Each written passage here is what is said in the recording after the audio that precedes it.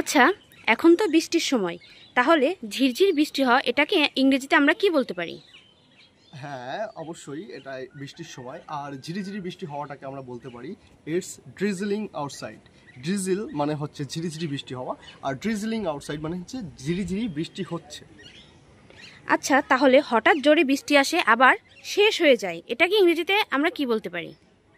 অনেক সময় আমরা দেখতে পাচ্ছি ইদানিং ওয়েদারটা সময় সময় চেঞ্জ হচ্ছে, সময় সময় এটাকে আবার ওয়েদারটা খুব খারাপ হয়ে যাচ্ছে। সেই ক্ষেত্রে অনেক সময় জোরে বৃষ্টি চলে আসছে এবং জোরে বৃষ্টি এসে আবার বৃষ্টিটা বন্ধ হয়ে যাচ্ছে।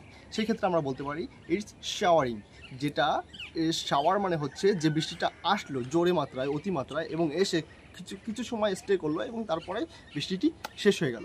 সেই ক্ষেত্রে আমরা বলতে পারি ইটস শাওয়ারিং আউটসাইড। আচ্ছা, তাহলে বৃষ্টিও হওয়া এর সাথে বজ্রপাত হওয়া এটাকে ইংরেজিতে আমরা কিভাবে বলতে পারি? অনেক সময় আমরা এটা দেখতে পাচ্ছি যে বৃষ্টি হচ্ছে এবং বজ্রপাত হচ্ছে, মানে ওয়েদারটা খুবই ডেঞ্জারাস। সেই ক্ষেত্রে আমরা বলতে পারি এটাকে থান্ডারস্টর্ম।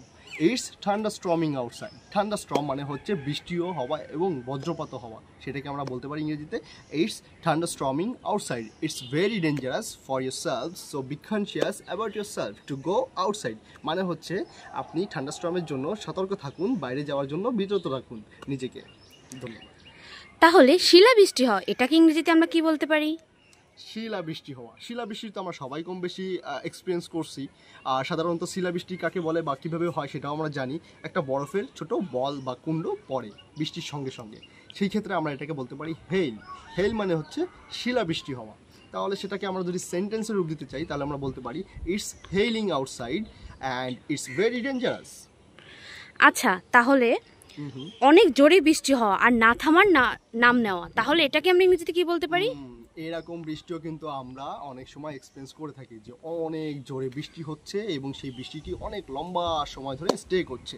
সেই ক্ষেত্রে আমরা এটাকে বলতে পারি ডাউনফল, যেটার মানে হচ্ছে যে বৃষ্টিটা শুরু হয়েছে এবং অনেক জোরে মাত্রায় হচ্ছে কিন্তু এটা বন্ধ হওয়ার নামই নিচ্ছে না বা এটা শেষ হওয়ার নামই নিচ্ছে না। সেই ক্ষেত্রে আমরা বলতে পারি it's downpouring all over the day.